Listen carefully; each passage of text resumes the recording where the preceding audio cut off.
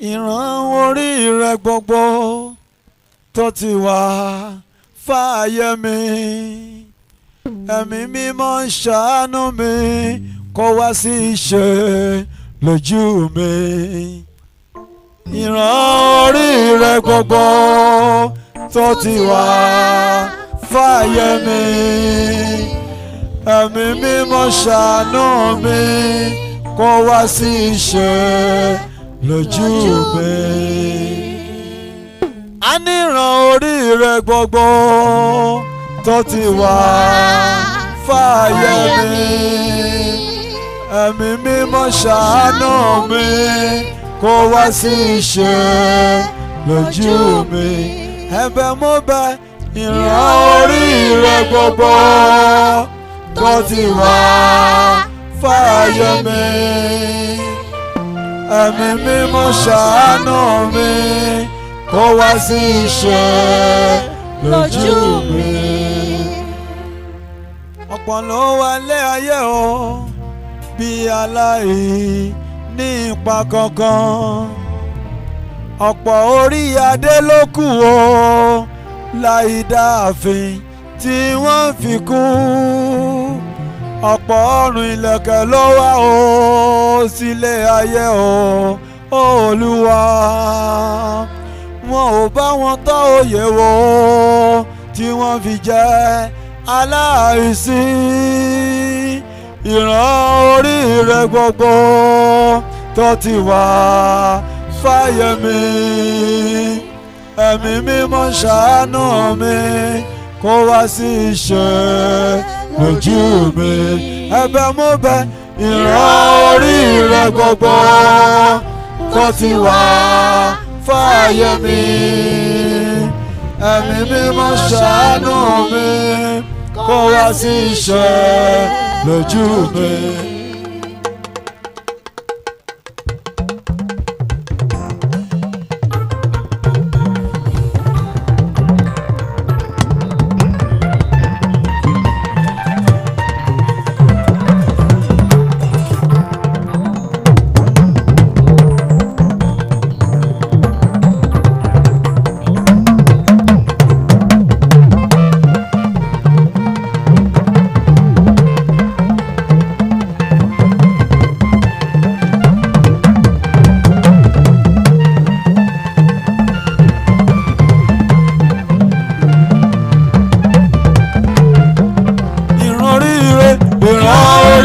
gbogbo tó ti wà fààyè mi ẹ̀mí mímọ́ ṣàánú mi kó wá sí ìṣe lójú mi ẹ̀bẹ̀ mo bẹ̀ ìran orí rẹ gbogbo tó ti wà fààyè mi ẹ̀mí mímọ́ ṣàánú mi kó wá sí ìṣe lójú mi.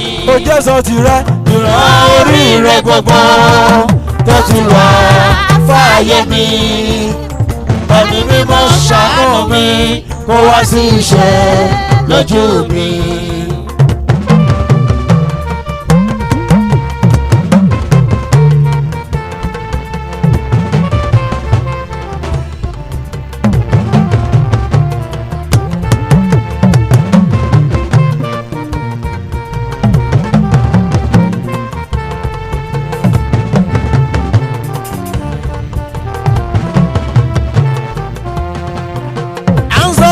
ò lè pa kádàrọ́dà wọ́n lè fa ọwọ́ aago sẹ́yìn ni ọ̀pọ̀ irọ́ ni ní ọ̀pọ̀ ìgbà nílé ayé tàwa yìí ayé àpẹni tó ní kádàrá wọn sọdọ̀kú kádàrá máa jìyà ọ̀pọ̀ ló gbórí ọlá wáyé tí ó lọ́lá ọ̀hún tó fi fayé sílẹ̀ o ẹ̀mí mi mo ṣàánú mi kó wá sí ìṣe lójú mi ẹ̀bẹ̀ mo bẹ̀ ìran orí rẹ gbogbo bó ti wà fààyè mi ẹ̀mí mímọ́ ṣàánú mi kó wá sí ìṣe lójú mi.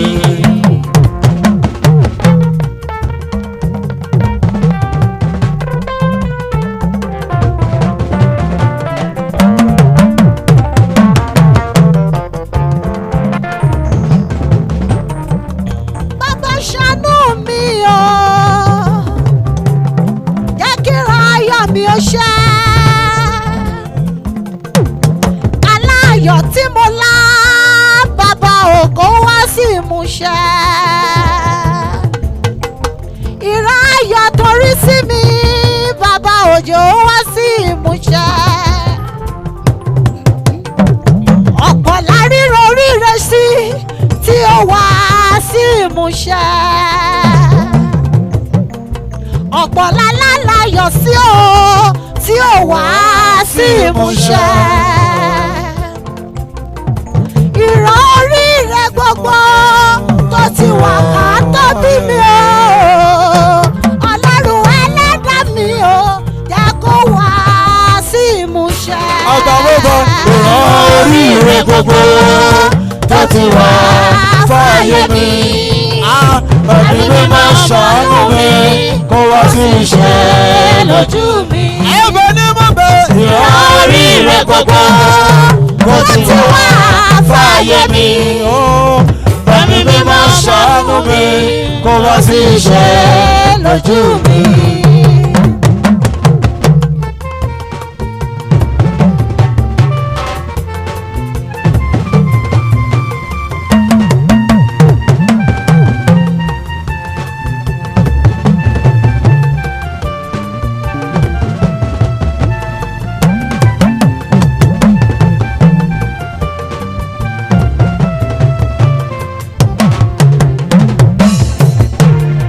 Ọlọ́run ẹlẹ́dàá mi, ẹ̀bẹ̀ ṣá ni mo bẹ̀ ọ́. Olówó orí mi, ṣíjú àánú mi o. Mo gbójú mi sókè sí ọ, torí mi ò lọ́lọ́run mìíràn lẹ́yìn rẹ. Ìwọ ló ṣe fún mi, tó jẹ́ kẹ́yìn tèmi ó dánmọ́. Láàrin ẹgbẹ̀rún gbèje ẹyin, ó jẹ́ ń bẹ́jẹ̀ jáde, ó fàánú sọ mí dọmọ. Ayé rí mi gbé wọn ò wọ́n yọ, ìwọ tó ṣe é fún mi, agbára rẹ wà síbẹ̀ o, láti mú lè rí ayọ̀ mi ṣẹ. Bàbá lọ́wọ́ rẹ ló wà o, ìwọ tó lè bá mi ṣe, ìwọ náà ni mò ń ké pè o. Láṣálẹ́ òní wàá mú lè rí ayọ̀ rẹ fún mi. Láṣálẹ́ òní yẹ kí ran oríire mi ó ṣẹ.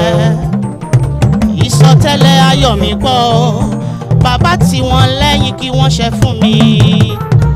Ẹ̀mí mímọ́ ṣàánú mi o, kí gbogbo rẹ̀ ó ṣẹ lójú ayé mi. Ìran oríire gbogbo tó ti wà fáyé mi. Ẹ̀mí mímọ́ ṣàánú mi kó wá sí ìṣẹ́ lójú mi.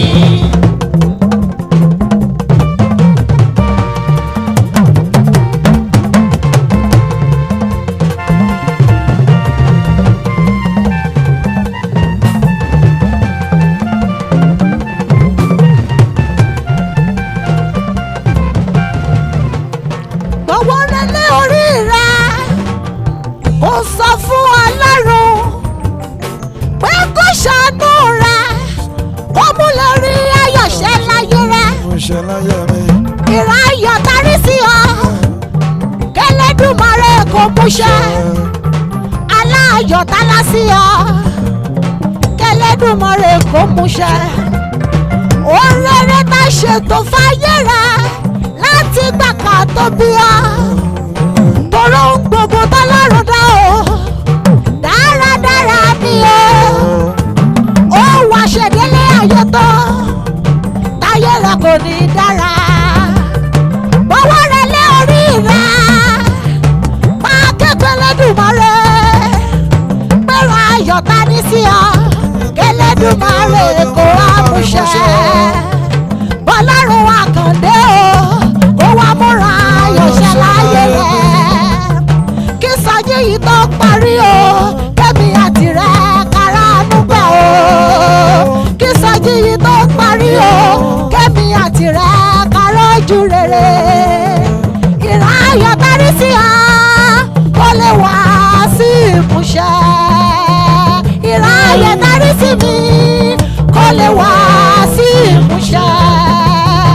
Ìráyọ̀ tánú sí gbogbo wa kó lè wá sí ìmúṣẹ. Oríire gbogbo tó ti wà fáyé gbogbo wa. Ẹ̀mí mímọ́ ṣàánú wa kó wá sí ṣe lójú wa. Bàbá máa jẹ́ kú tógótógó. Máa jẹ́ kú tógótógó. Máa jẹ́ kú tógótógó. Máa jẹ́ kú tógótógó. Ṣàánú mi máa jẹ́ kú tógótógó Jésù. Máa jẹ́ kú tógótógó. Ilé kìran ayọ̀ tó wá sí mi kó wá sí ìmúṣẹ. Máa jẹ́ kú tógótógó. Gbogbo aláyọ̀ tí mo lọ Ẹlẹ́dùmarè mú ṣẹ. Máa jẹ́ kú tógótógó. Ayọ̀ tí wọ́n rí sí mi jẹ́ kó ṣe lójú mi. Máa jẹ́ kú tógótógó. Ìrètí mo gbọ́ ayé jọ ṣe lójú mi. Máa jẹ́ kú tógótógó. Tàbí tẹ̀lé má jẹ́ kú tógótógó ọ̀rọ̀. Máa jẹ́ kú tógótógó. Tàbí tẹ̀lé má jẹ́ kú tógótógó. Máa jẹ́ kú tógótógó. Àwọn rìn láyé láti kú tógótógó mi bàbá. Máa jẹ́ kú tógótógó. Àwọn rìn láyé láti kú tógótógó wọn. Máa jẹ́ kú tógótógó. Olùkọ́ láyé láti kú tógótógó wọn. Máa jẹ́ kú tógótógó. Ọba tó wáyé ló ti kú tógótógó. Máa jẹ́ kú tógótógó. Ó pa Olúwa táyé ti rí ayọ̀ sí mi. Ó pa Olúwa táyé ti rí ayọ̀ sí mi. Tí mo ń lọ láyọ̀ síra mi. Ṣùgbọ́n ṣàánú wa. Ìgbà wo ni ó ṣẹ? Lọ́jọ́ wo ni yóò di mímọ́? Táyé ló fi bá mi yàn. Ó kì í ṣe ènìyàn tí ó sì fi ṣèké. Olúwa. Olúwa fọ̀hún sáyé mi ọ̀rọ̀ rẹ̀ ṣẹ. Why? Yes. Jésù Olúwa. Hey, I want you to put your hands together for the Lord as you are singing that song. Gbogbo agbára láyé lọ́rùn tí Jésù níṣẹ́. To the Lord God Almighty be horns up glory. Ọba gbogbo bàbá He alone tìrẹ Olúwa He alone has glory. Olúwa wa He alone has all the honor. tìrẹ bàbá wa Jésù Olúwa wa agbára tó ń darí òṣùpá tí Jésù níṣẹ́ agbára tó ń pa ìṣúná mọ́ tí Jésù níṣẹ́ agbára tó máa ṣe èṣù jẹ́ tí Jésù níṣẹ́ tìrẹ Olúwa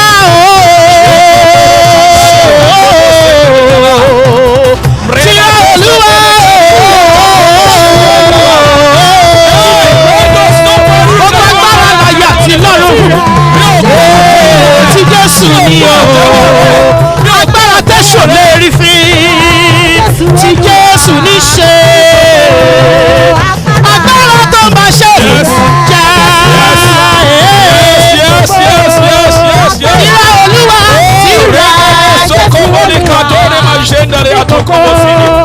tìrẹ Olúwa láyé àtọ̀run arẹwà tó ga o tìrẹ ní gbogbo agbára tó jí òkú Tira. Hallelujah. gbogbo agbára. Ó yá máa kí hallelujah. Máa ké bó bá ṣe lè ké. Hallelujah. Hallelujah.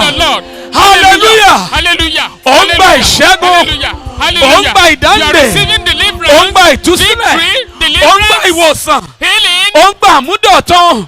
ìwọ tó ń gbọ́ mi ní ìkọ̀rọ̀ yàrá yẹn máa kí hallelujah. Ó dìde lórí ibùsùn yẹn ní wákàtí yìí.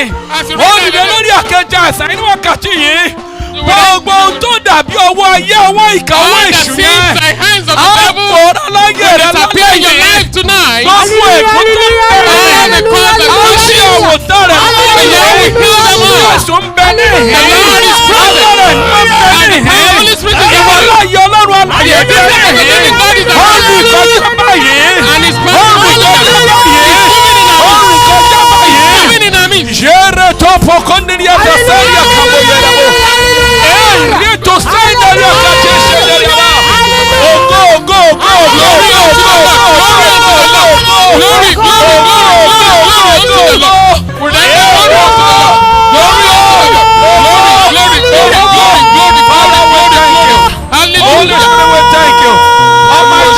thank you. Oh, Renda Kopo Shenderebo. Somebody come on, Shenderebo, Shenderebo. Ìwọ ṣe máa ojú rẹ̀ lẹ́yìn. Ìwọ ṣe máa tìmọ́kì. Ìwọ ṣe máa pèlọ́kọ. Ìwọ ṣe máa yìn. Olódùmarè.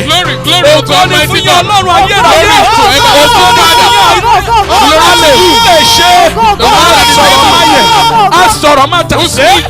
Arúgbó ọjọ́. Ẹ̀ṣẹ̀ tó máa tà nílẹ̀. Àwọn ọlẹ́ máa tún lóde. Alágbára iná. Parí ayé. Parí ọ̀run. Kùkùté Jésè. Gbogbo ìdílé Sárónì. Ọlọ́run àwọn ọlọ́run. Olúwa àwọn olúwa. Ọlọ́run sí. Aláṣẹ̀mọ́. Aláwọ̀ tẹ́lẹ̀ ọ̀run. Báwo sàtẹ́lẹ̀ ní àbábọ̀ ìṣẹ́tẹ́lẹ̀ wá. Wẹ́rẹ́ kú sàtẹ́lẹ̀ àbábọ̀ ìṣẹ́tẹ́lẹ̀ wá. Ní orúkọ Jésù. Olúwa wá. Ṣé àbíyẹn bí ẹni tó gbàgbọ́ ní orúkọ Jésù Kristi Olúwa wá. Àpáta ayérayé o, ibi ìsádiwa, Ọlọ́run lánàá, Ọlọ́run lónìí, Ọlọ́run títí ayé àìnípẹ̀kun, kábíyín ò sí Elédùmarè, paríparí ayé, paríparí ọ̀run, òwí bẹ́ẹ̀ ṣe bẹ́ẹ̀, asọ̀rọ̀ má yẹ̀, asọ̀rọ̀ má tàsé, Olúwa ajípọ̀jọ́ ikú dà, agbé òṣùbà fún yín, ayìnyín lógo, àkànsára sí yín, àṣekábíyèsí yín fún ohun tẹ́ ẹ ti ṣe lánàá nígbà tí ìsọjí yìí ti bẹ̀rẹ̀, àtòhun tẹ́ ò tún ṣe lónìí, àtẹ̀tẹ́ ò ṣe lọ́la, títí tí ìsọjí yóò fi parí. Bàbá ẹ gba ìyìn lógo. Àmín. Lórúkọ Jésù ẹ gba ìyìn lógo. Àmín. A gbàgbọ́ wípé ọ̀run ti ṣí fún ìsọjí ti àṣálẹ́ yìí. Amen. Agbára yín yóò sì farahàn. Amen. Ìwàláàyè yín yóò farahàn. Ẹ ó já ìdè. Amen. Ẹ ó tú ìdè. Amen. Ẹ ó gbàlà. Amen. Ẹ ó wòsàn. Amen. Ẹ ó rà padà. Amen. Olúwa ẹ ṣẹ́jú bá a ṣe lérò lọ. Amen. Ẹ ṣẹ́jú bá a ṣe lérò lọ. Amen. Lórúkọ Jésù ẹ rìn jáde. Amen. Nínú ọwọ́ agbára. Amen. Ẹ̀yin ara yín lógo. Amen. Gbogbo agbára kí agbára tí a wá nínú Kristi tí a kò rí, tó ń ṣe lòdì àti àtakò, tó lè dúró níbikíbi tàbí láàrin gbùngbùn yìí láti ṣe lòdì sí ọ̀rọ̀ Ọlọ́run àbí àtakò sí tàbí sí ọkàn tó ń bẹ ní orí pápá yìí, ó yẹ gbọ́ ọ̀rọ̀ Olúwa lórúkọ Jésù. Ẹ wọnú ìgbédìde lọ. Amen. Ẹ wọnú ìdè lọ. Amen. Àfihàn bú ní ti ìsìsọjí yẹ kì yóò ṣe rere. Amen. Olúwa ẹ gba ògo. Amen. Ògo ni fún orúkọ yín. Hallelujah. Mo rí ara mi sílẹ̀ ní abẹ́ ọwọ́ ọ̀tún agbára yín Olúwa. Ní ti iṣẹ́ ìránṣẹ́ ọ̀rọ̀ náà láṣálẹ́ yẹ yín ara yín lógo. Amen. Èmi kò ní ọgbọ́n ti èmi, bẹ́ẹ̀ ni kò ní ohun ti èmi àti agbára ti èmi. Èyí tí ẹ bá fọ̀ sínú mi náà ni wọ́n fọ̀ jáde. Olúwa tí inú mi fọ̀hún jáde. Àmín. Bí o ti rán ọ̀rọ̀ rẹ jẹ́ kó ṣiṣẹ́ agbára. Amen. Bí o ti rán ọ̀rọ̀ yín jẹ́ kó ṣiṣẹ́ ìdáǹdè. Amen. Jẹ́ kó ṣiṣẹ́ ìlàlọ́yẹ̀. Àmín. Ìtúnìnà, àmúdọ̀tun, ìsọjí, ìràpadà àti ìgbàlá ọkàn. bẹ́ẹ̀ ni kò rí. Amen. Ògo ni fún orúkọ Olúwa. Hallelujah. Mo ní ògo ni fún orúkọ Olúwa. Hallelujah. Ògo ni fún orúkọ Olúwa.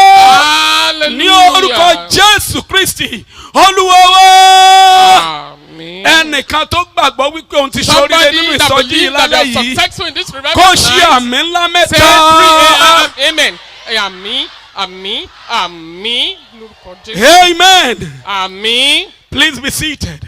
Ẹ jẹ́ ká jókòó. I want to bless the name of the Lord for the opportunity that is very rare that have been given tonight. Mo fẹ́ dúpẹ́ lọ́wọ́ Ọlọ́run fún àǹfààní tó ṣọ̀wọ́n èyí tí Ọlọ́run fún mi ní àṣálẹ́ yìí. Through my father in the Lord, Nípa bàbá mi nínú Olúwa, Apostle Dr. Johnson bàbá mi Apostoli. Okoto ọ̀jọ̀gbọ́n. Jesu. Baba, the Lord bless you, sir. Ṣé Ọlọ́run kó bùkún fún The yín Lord bàbá? increase you. Ọlọ́run kó wà He pẹ̀lú takes your yín ministry and your kó family bójútó to greater heights. ìjọ You will àti not ìdílé fail yín. your caller Amen. in the name of Ní Jesus. ìjákulẹ̀ nínú ìpè yín lórúkọ I bring Jésù. greetings to all the senior men of God on the podium tonight Mo sì ń kí gbogbo àwọn ìránṣẹ́ Ọlọ́run, and those who may be Tó in wà the níbí congregation. àwọn tó wà lókè àtàwọn tó The wà Lord nínú bless you in agbo. Jesus' name. Kí Ọlọ́run kó bùkún fún yín ní orúkọ Jésù. To you who have come tonight, Àti fún gbogbo àwọn tó wà yín lónìí. I said the Lord bless you in the Kí name Ọlọ́run of the kó Lord. bùkún fún yín ní orúkọ Jésù Kristi. The Lord bless you in the name of the Lord. Kí Ọlọ́run kó bùkún fún yín ní orúkọ Jésù Kristi. About a few minutes ago, Ní ìṣẹ́jú díẹ̀ sẹ́yìn, I was chatting with Baba mo Apostle ń bá bàbá Johnson mi Okoto Jesu, ṣàwàdà ṣàhísọ and ọ̀rọ̀. I was telling him that Mo the sì ń topic sọ for the message tonight, or the wípé- revival, the crusade, Pé àkọlé ìsọjí yìí is more or less a teaching. pé ó dàbí ẹ̀kọ́. And I do believe that messages for crusades are power-moving messages or triggering messages that will spur people for prayers. Mo ń sì ń wò ó gẹ́gẹ́ bí àkòrí èyí tí ó tani jí tí ó sọni lọ́kàn jí And so, well, you fún will tàbí teach. fún àdúrà gbígbà. So we will teach and we will also pray. A ó kọ́ ni a ó sì gbàdúrà. I've gone to prepare a list of teaching on that, Mo of the tiẹ̀ teaching ti tonight. ṣe àṣàyàn ọ̀rọ̀ lórí rẹ̀ ní And I hand it over to Baba. Baba said, is this for me? màá sì fún bàbá tó bá yá. I've given him. Mo ti fún wọn. He said, is this for me? He said, is this for me? Sọ bá ṣe pé ṣé tàwọn nìyí. And I said, yes, it's for you. Wọ́n ní ṣé ti àwọn nìyí nígbà tí wọ́n fún bàbá wọ́n sì ní tiyín náà ni bàbá. Oore tó retí lọ́sẹ̀ yẹn ó fi lé The ọ lọ́wọ́. unexpected success shall come to us tonight. Ọkàn tó mú wá síbi ìsọjí yìí láti gba The ìbùkún tó heart tayọ with yóò which rí you are bẹ́ẹ̀. here for exemplary success shall be so in Jesus' name. Quickly turn with me your Bibles to Habakkuk. Ẹ jẹ́ ká ṣí ìwé bíbélì yín pẹ̀lú mi sí ìwé Ábákúkù Chapter number 2. orí kejì. And we're going to read verse 2 and 3.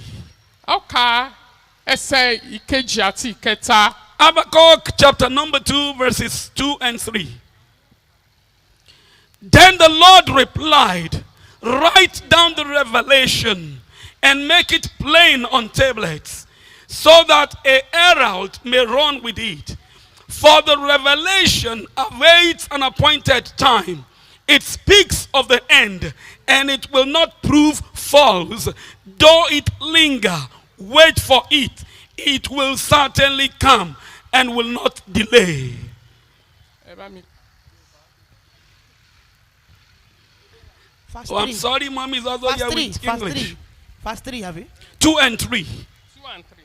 Olúwa, mo ti gbọ́ ohùn rẹ. Bẹ́ẹ̀ kọ́ mà. Chapter 2. Chapter 2 verse 2 and 3. Okay. Olúwa sì dá mi lóhùn. Ó sì wí pé kọ ìran náà kí ó sì hàn lára wàhálà kí ẹni tí ń kà á lè máa sáré nítorí ìran náà jẹ́ ti ìgbà kan tí a yàn yóò máa yára sí ìgbẹ̀yìn kì yóò sì ṣèké bí ó tilẹ̀ pẹ́ dúró dè nítorí ní dédé yóò dé kì yóò sì pẹ́. May the Lord bless the reading of His word in our hearts in Jesus' name. The prophet Habakkuk. Ìwé òwe Habakuku. The prophet. Wòlíì Habakuku. He said in chapter 1 and verse 2. Ó sọ ní orí kìíní ẹsẹ̀ kejì. How long, O Lord, must I call for help, but you do not listen? Pé ìgbà mélòó ní wá síwájú rẹ Olúwa láì tẹ́tí sí mi?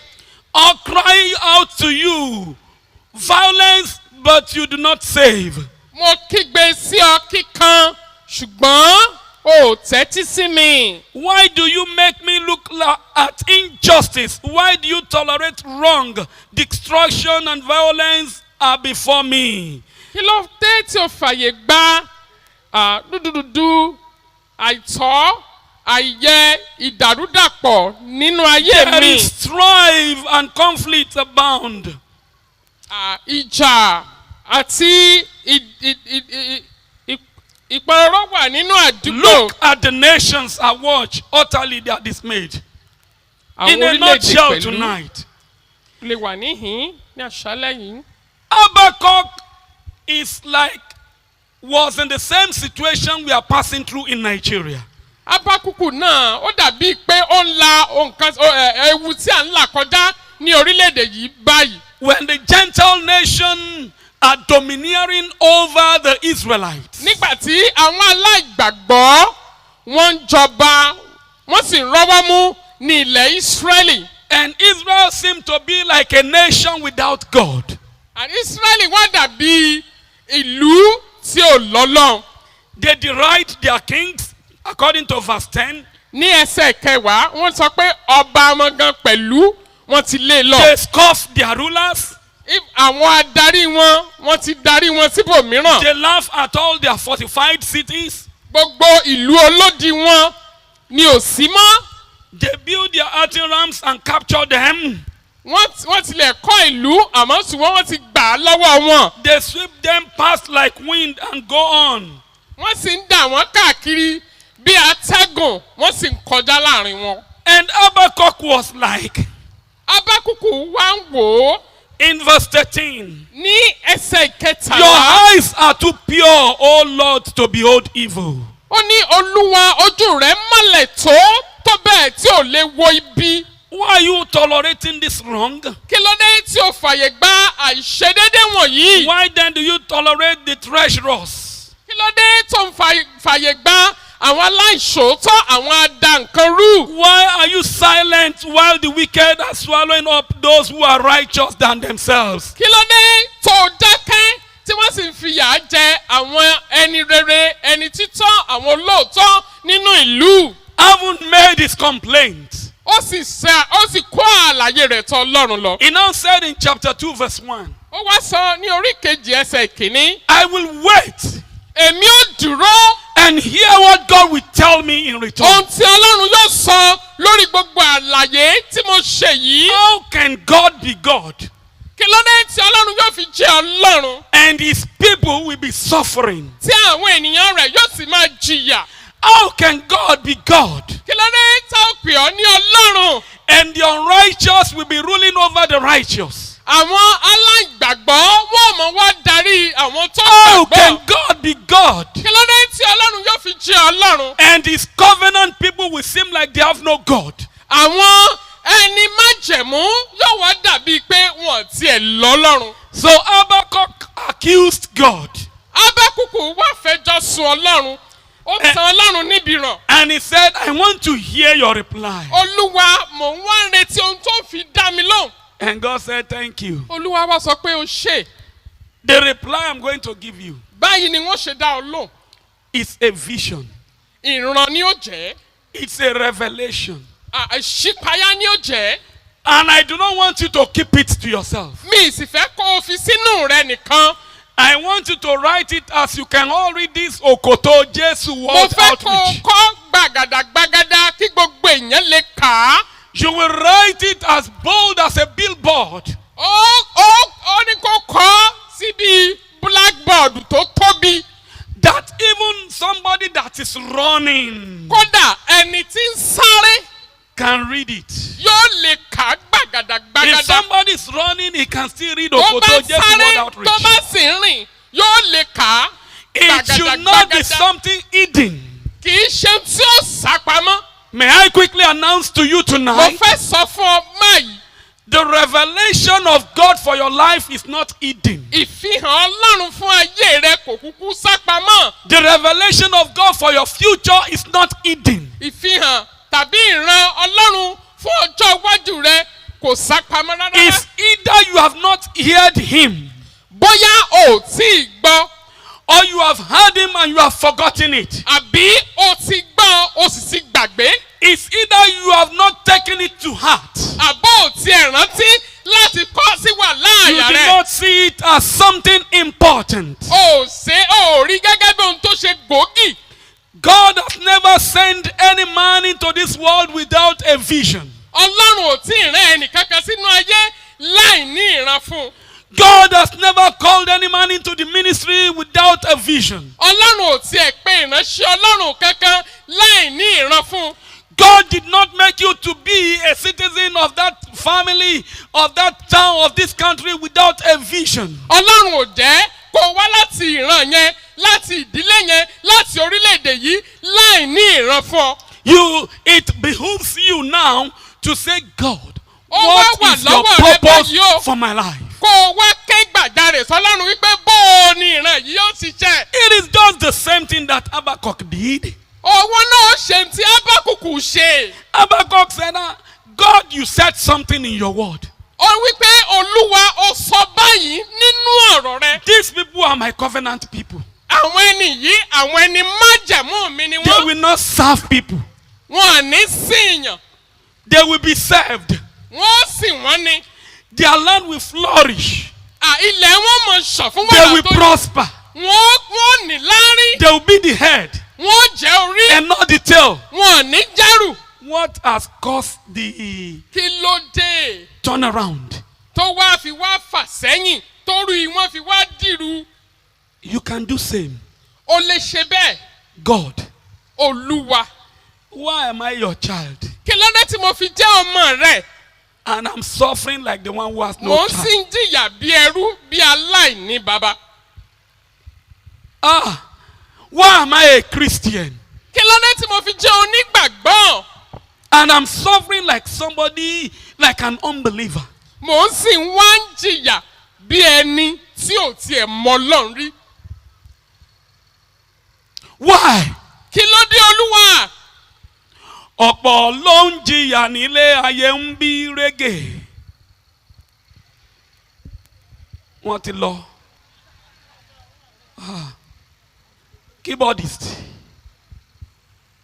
Ó ti lọ sẹ́ẹ̀. Instrumentalist Wọ́n ti lọ sẹ́ẹ̀, wọ́n ti ń on bọ̀. stage. I'm ministering, you are ministering, don't leave there. Bàbá mo ṣe ń nìkan kọ́ wàásù, lọ́lọ́run fi àná Lẹ́yìn ìtì náà yẹn ń fún. wàásù. Abùlábẹ́ tiwọn náà. Ọ̀pọ̀ ló ń jìyà nílé ayé ń bí ẹni pé wọn kò ní bàbá rock and roll. Ọ̀pọ̀ ló ń ṣègbé láyé o bí ẹni pé kò sólùgbàlà. Olúwa dákun jọ̀wọ́ o má jẹ́ ń jìyà bí aláìní bàbá Olúọ̀run. Olúwa dákun jọ̀wọ́ o má jẹ́ ń jìyà bí aláìní bàbá. Ọ̀pọ̀ ló ń jìyà nílé ayé ń bí ẹni pé wọn kò ní bàbá. Ọ̀pọ̀ ló ń ṣègbé láyé o bí ẹni pé kò sólùgbàlà. Mo ní ọ̀pọ̀ ló ń jìyà nílé ayé ń bí ẹni pé wọn kò ní bàbá.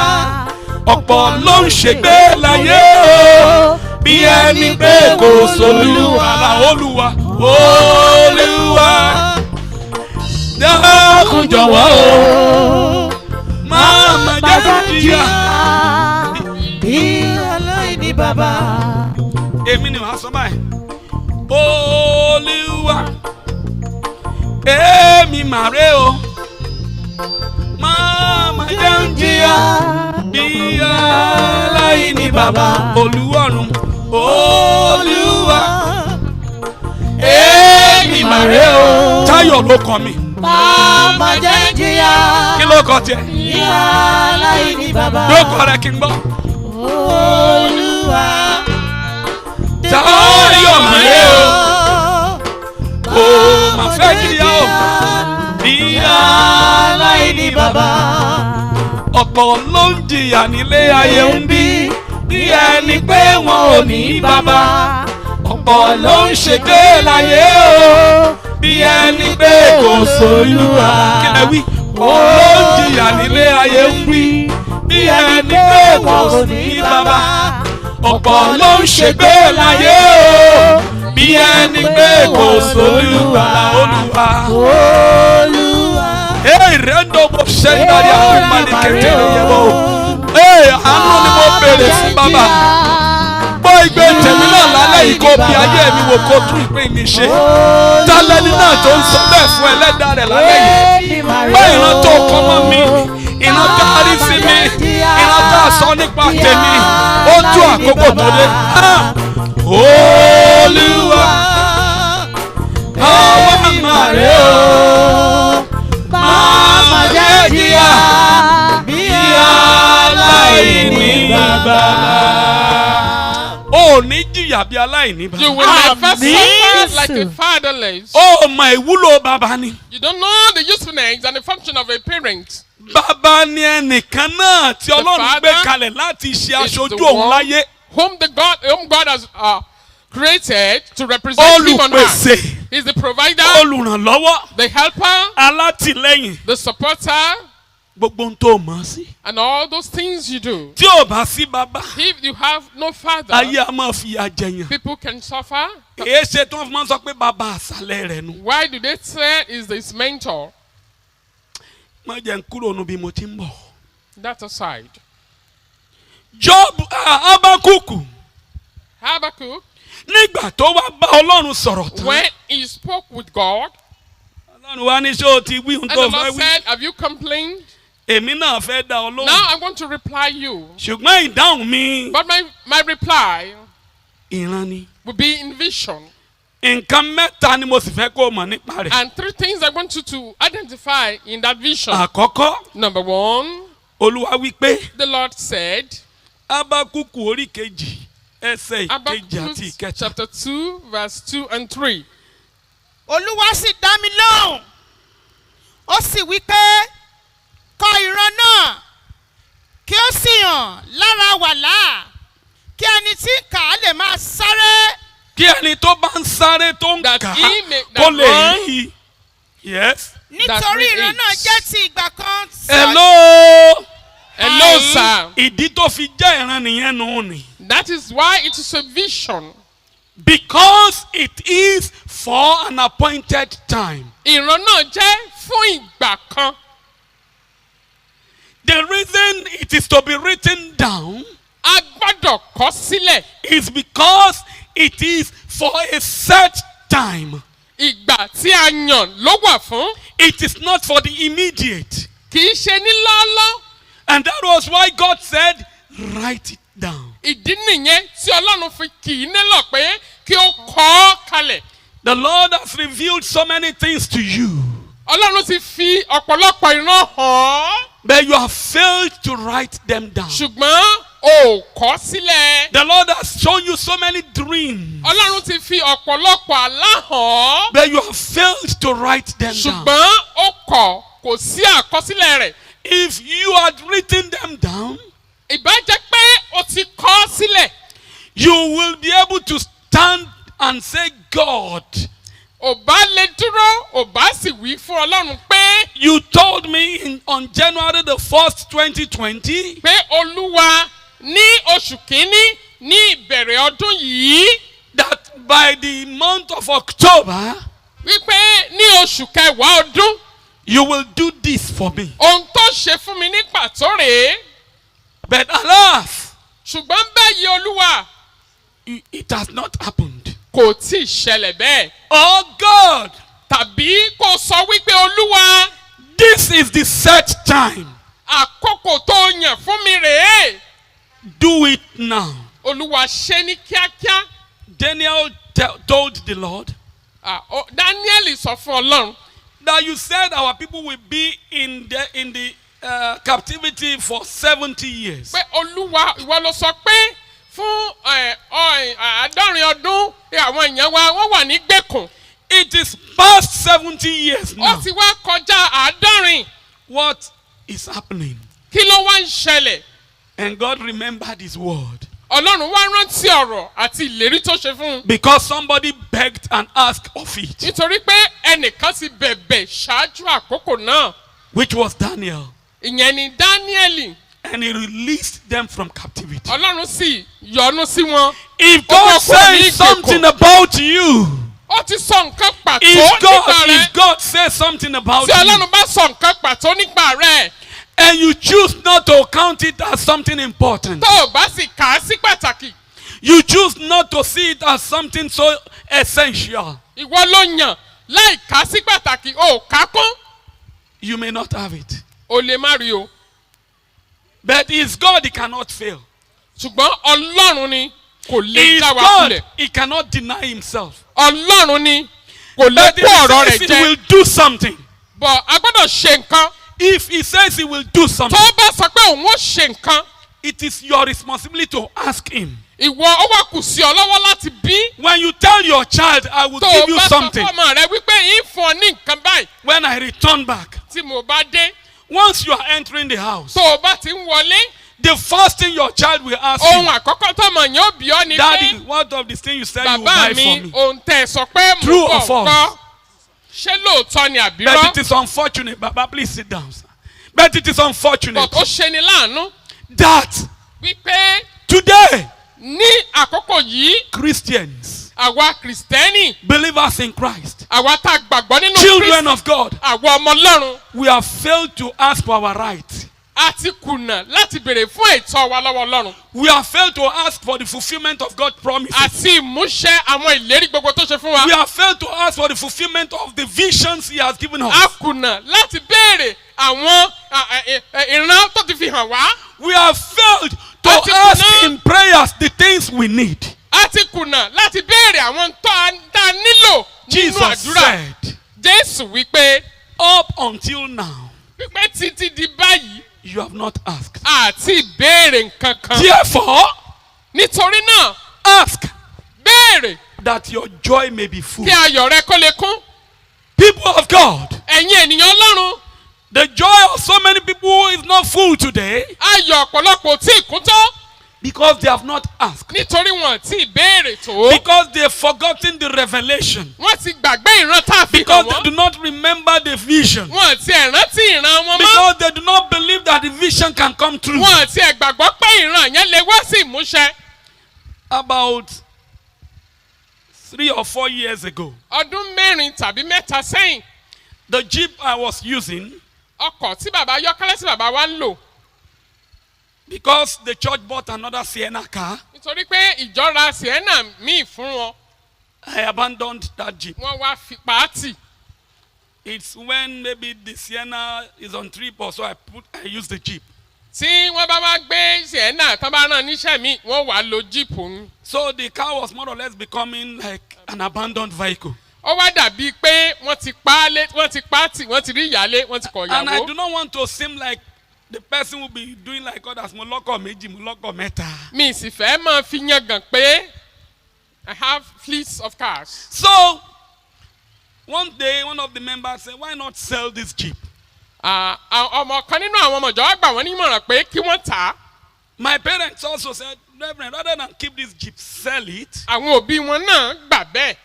You can keep the money later again. You can use the money for something." ó lè fowó rẹ̀ pamọ́ tó bá yá kó lò ó fún nǹkan mìíràn. I sold the Jeep. wọ́n wá tà á. The Sienna had accident. Sienna yẹn wọ́n fi gbá nǹkan We have to repair it and sell it. wọ́n tún ṣe wọ́n tún tà òun náà. There is no car wọn wà lọ́kọ̀ mọ́ except the church bus. àfi ọkọ̀ tìjọ.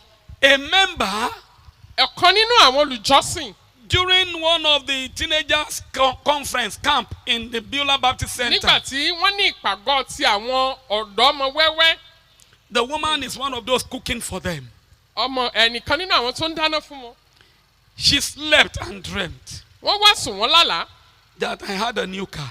pé wọ́n ti ní olùṣọ́ àgùntàn wọn ní ọkọ̀ mìíràn And she came, wọ́n sì wá told my wife. wọ́n sọ fún ìyàwó wọn And my wife said, tell him. ìyàwó wọn ní ẹ bá sọ fún wọn She was parabolating, wọ́n wá ń yí parabolating, káàkiri wọn parabolating. wá mọ tí wọ́n ó wí wọ́n pòyì ràn And she said, Daddy, wọ́n wá kúnlẹ̀ wọ́n ní eh, bàbá wa I saw it. A new car. You will have it. pé I a dreamt. lọ́kọ̀ tuntun It's very soon. ní lọ́ọ́lọ́ yìí Ẹ ṣé àdúpẹ́. thank her Lo and behold, nínú ilé lo and behold. Láì wí kátó fọ àbíbọ̀ láti gbọ́n. Láì fọ̀rọ̀ gùn. láì fa ọ̀rọ̀ gùn Exactly 1 year, ní gẹ́gẹ́ tọdún kan pé tí wọ́n sọ̀rọ̀ yẹn we bought a new RAV4 car. wọ́n sì tún ra ọkọ̀ tuntun mìíràn The church just decided, àwọn ìjọ wa pinnu pé Reverend, pé we bàbá will wa buy a new car for you. a ó ra ọkọ̀ tuntun míì fún No yín meeting, no nothing. kò sí pàdé kò sápérò They bought it. wọ́n sì rà á It came miraculously. ó wá lọ́nà ìyanu That was a vision of 1 year. ìran ọdún kan nìyẹn I am somebody. èèyàn ni mí No, I am the kind of person èèyàn irú èèyàn báyìí ni mo jẹ́ that the Lord always show visions of things that will come far ahead of time. ọlọ́run máa ń fi hàn mí ohun tí ó wá sí ìmúṣẹ ṣáájú ìmúṣẹ náà If I sleep today, tí mo bá sùn lónìí as I wake up in the morning, tí mo sì jí what láàárọ̀ will happen today ohun tí ó ṣẹlẹ̀ lónìí that are essential for me to know, ó ti dandan fún mi kí n mọ̀ God will show to me. ọlọ́run ó fi yé mi A day, a week, a month, some months, and the like. ọ̀sẹ̀ ọdún He gives me revelations of years. àwọn ìran ìṣípayá ọjọ́ iwájú Is it governorship election? Is it ṣé president ti election?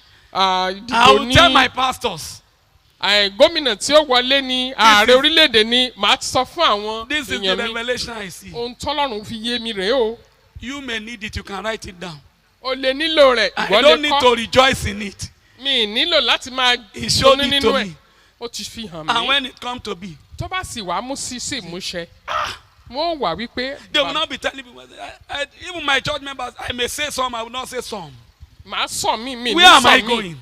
ohun tí mo fẹ́ kó yé wa rèé Before we were not giving money for 8 years in Oyo State. nígbà tí wọ́n sì fún wa lówó fún atm lọ́yọ̀ọ́. Nígbà tá a wo oṣù gbà. Okay, we're not giving 8 months salary. Salary fún 8 years. Yes. Fún odidi ọdún mẹ́jọ wọn Tí rówó ìyà oṣù jẹ gbà. wá That was lọ́yọ̀ suffered state. in Oyo State ká tó dìbò before the election. láti fi hàn fún mi ẹni tá a gbé Have sórí been àléfà shown who will àti be ìyà the tí ó jẹ wá. president and the suffering we're going to Torí pass rẹ̀ through. pásítọ̀ mi kan lọ ra acres of land ó lọ dáko. Because of that, a pastor went to Ó buy ní an ìran acres of tó ń land bọ̀ and, yìí ó dàbí ìran tá a fi hàn Joseph. and he told him that it was like a vision revealed to Joseph. Ọdún méje ọ̀pọ̀. 7 years of plenty Ọdún méje ìyàn. and 7 years of famine, Ó ní ó ṣẹlẹ̀ o. that it will happen. Ńgbò bẹ̀rẹ̀ And when it started, Ọlọ́run ni ò jẹ́ kẹ́mi bọ́. God save us and allow us to pass through it. That's by the side. When by God it. reveals to you, Tí Ọlọ́run bá wá fi nǹkan hàn ọ́, why not write it down? kí ló dé tó kọ sílẹ̀? So that you can come before Him. Ó lè wá síwájú rẹ̀ Say, God, pé Olúwa on the 13th of October níjọ́ 1974, kẹtàlá oṣù kẹwàá 1974. that was when I was born. But why did you said this thing? Why did you not mushe now? Ó sọ báyìí Olúwa kí ló dé tó múṣẹ fún mi? Baba, 13 days to my birth. My mother was still in this town with my pregnancy. Ọjọ́ kẹtàlá tí wọ́n bí wọn tí màmá wọn sì wà nínú oyún wọn. She was in this town with my pregnancy. Wọ́n wà nílùú yìí wọ́n sì lóyún wọn sínú. To my birth. Ọjọ́ kẹtàlá sígbà tí wọ́n bí wọn. But my mother she began to suffer and agonize some Wọ́n few sì days ké before that fún time. ìrora kó tó dọjọ́ yẹn. My grandpa of blessed memory Bàbá wọn tí wọ́n ti kú did not know what to do. wọn mọ tí wọ́n ṣe But Baba said, ṣùgbọ́n wọ́n ṣáà wí pé my own wife, wípé ìyàwó tèmi o, that is Baba's wife, wípé ìyàwó ti bàbá wọn died wọ́n kú after she gave birth to my father. nígbà tí wọ́n bí bàbá tiwọn.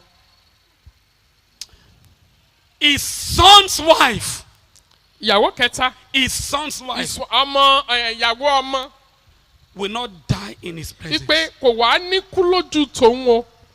He took my mother, wọ́n wá gbé màmá wọn toyúntoyún Kwara, wọ́n gbé wọn lọ sí Ilorin, Ìlọrin ní Kwara railway, State. train, wọ́n wọ tírẹ́nì Kano, wọ́n lọ sí Kano where my father is. ibi tí bàbá wọn wà. This Bàbá is your àtàwọn wà. wife. ìyàwó rẹ̀ rèé. Maybe she will bóyá die. yóò yé o Maybe she will not die. àbí yóò tún yé o. At least this is your wife. ìyàwó rẹ̀ ṣáà ni. And they were like, what will happen? wọ́n wá ń wò pé kí ni ó wà ṣẹlẹ̀. They said the boy is not in the right position. wọ́n ní ọmọ òun dàbú ni kò dúró dáadáa. So many things. She was having so many pains and the like. màmá wa ń la ìrora tó ga jùlọ kọjá. Because the God that has written that this one is a covenant child, ọlọ́run tó ti kọ́ pé ọmọ májẹ̀mú lélẹ́yìí just bring the boy out by himself. ó sì jẹ́ kán bí ní wọ́ọ́rọ́wọ́. And I was delivered like that báyẹn ni wọ́n sì ṣe bí wọn ní wọ́ọ́rọ́wọ́ on láìsí the dààmú 13th of ní October, ọjọ́ kẹtàlá oṣù kẹwàá on a Sunday morning ní àárọ̀ ọjọ́ ìsinmi by 4 a.m. ní aago mẹ́rin ìdájí. And my grandfather said, Adebi. wọ́n wá bàbá wọn wá sọ wọ́n ní Adébíyì Ade ti bí yìí ná. that Ade has given back to this. My dad said, mo rẹ bàbá ni wọn ní kejì. mọ̀mọ́ rẹ ní sìkejì míì. But the battle did not end there. ṣùgbọ́n ìjà òpin bẹ́ẹ̀ o. Ogun ilé wálé. Ogun ilé wálé. Bójú wọlé. Kò ṣàánú mi. Ogun ilé wálé. Ìwọ ń kọ́. ogun ilé wálé. Ogun òsínlẹ̀ tí mo ogun mọ̀. ilé wálé. Ogun ilé ojú wọlé. kò ṣàánú mi. ogun ilé wálé. The battle Ogun ilé wálé. olúwa. Ogun ilé wọlé, fojú wọlé, kò ṣàánú mi. Ogun ilé wọlé, olúwa. ogun ilé wálé. olúwa. ogun ilé wálé. jésù fojú wọlé. kò ṣàánú mi. ogun ilé wálé. ogun ilé wọlé, olúwa o. ogun ilé wọlé, fojú wọlé, jésù kí o ṣàánú mi. Ogun ilé wọlé, olúwa. ogun ilé wálé. yé máa rò tọwọ́ sí ẹni ní àwọn oníkàtúndé wa ṣe jésù náà. dúró wọlé. jésù kò ṣàánú mi. ogun ilé wálé. Kò ṣàánú mi. ogun ilé wálé. bójú wọlé. jésù kò ṣàánú mi. ogun ilé wálé. bójú wọlé. jésù kò ṣàánú mi. ogun ilé wálé. bójú wọlé. jésù kò ṣàánú mi. ogun ilé wálé. bójú wọlé. jésù kò ṣàánú mi. ogun ilé wálé. bójú wọlé. jésù kò ṣàánú mi. ogun ilé wálé. ojú wọlé. jésù kò ṣàánú mi. ogun ilé wálé. ojú wọlé. jésù kò ṣàánú mi. ogun ilé wálé. ojú wọlé. jésù kò ṣàánú mi. ogun ilé wálé. ṣàánú mi. ṣàánú mi. jésù ṣàánú mi. ṣàánú mi. jésù ṣàánú mi. ṣàánú mi. jésù ṣàánú mi. ṣàánú mi. jésù ṣàánú mi. ṣàánú mi. jésù ṣàánú mi. ṣàánú mi. jésù ṣàánú mi. ṣàánú mi. jésù ṣàánú mi. ṣàánú mi. jésù ṣàánú mi. ṣàánú mi. jésù ṣàánú mi. ṣàánú mi. jésù Mo fẹ́ kó gbàdúrà láàrin ìṣẹ́jú méjì. ṣàánú mi. Ogun tó dé tì mí. tó ní mi ò ní lọ́nà lọ. tó ní ìrìn ayé mi ò ní ṣe. tó ní ìrìn ayé ọmọ mi ò ní ṣe. olúwa ìdúró lulẹ̀ dúró. Jésù ṣàánú mi, ṣàánú mi, ṣàánú mi, ṣàánú mi, Jésù ṣàánú mi, ṣàánú mi, Jésù ṣàánú mi. má dúró di ẹnikẹ́ni lánàá ẹ sọ̀rọ̀. Olúwa ṣàánú mi o.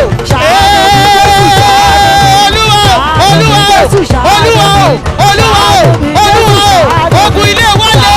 Olúwa ìwọ ló lè gbà wá. Olúwa ṣàánú mi o. Jésù ṣàánú mi o. Ṣàánú mi, Jésù ṣàánú mi o. Ṣàánú mi, Jésù ṣàánú mi. Ṣé àkọ́rọ́ kò yí jọ? Ṣàánú mi, Jésù ṣàánú mi. Ṣàánú mi, Jésù ṣàánú mi. Kígbe sí. Tí gbogbo ẹ̀yà rẹ bá sọ̀rọ̀ ní ojú rẹ pátápátá. Ṣàánú mi, ṣàánú mi, ṣàánú mi, lọ́rùn ṣàánú mi o. ṣàánú mi, Jésù ṣàánú mi o.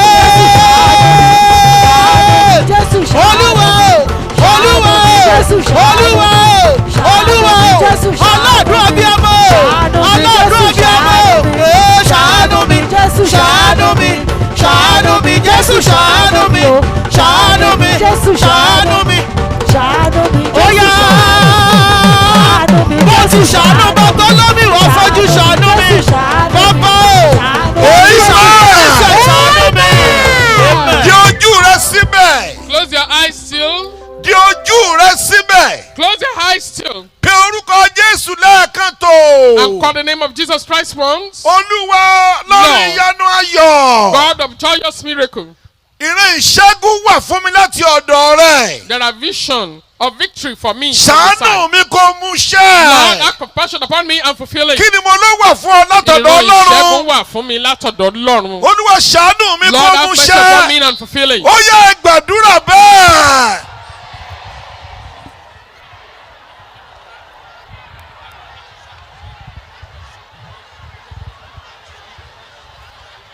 Ìran ìṣẹ́gun ilé bàbá ti ilé ìyá.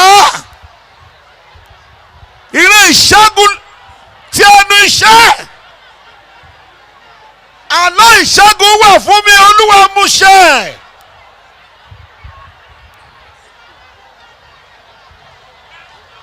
Ayé rẹ ò ní bàjẹ́.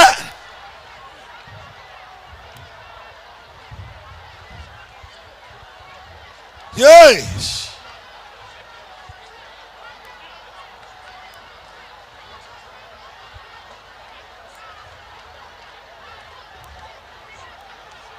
Tí o bá lè gbàdúrà lálẹ́ ìwọ ló ṣera rẹ. Olúwa ń bá iṣẹ́ lọ láàrin ẹ̀yin.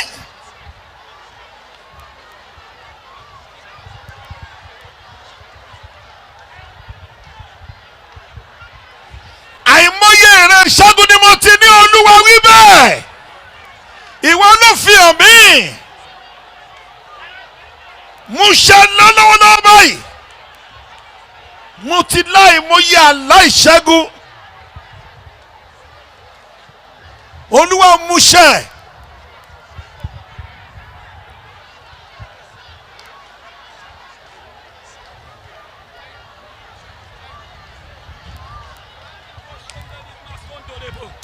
Hey, Mauro Sobore Mashenda dia Kabusa Nadiaba. Ogun ọ̀run o, ẹgbẹ̀jà mi jà, mi ò lè dá ìjà yìí jà. Ogun ọ̀run o, Heavenly host, ẹ jẹ́ kí ìran mi ṣẹ. battle. Mi ò gbọ́dọ̀ kú And let the tògótògó. vision to be fulfilled. Ogun I must ọmọ not mi die gbọ́dọ̀ with my fara glory hàn. unfulfilled. Hey, in Jesus' name we Ní orúkọ pray. Jésù Kristi ni a gbàdúrà.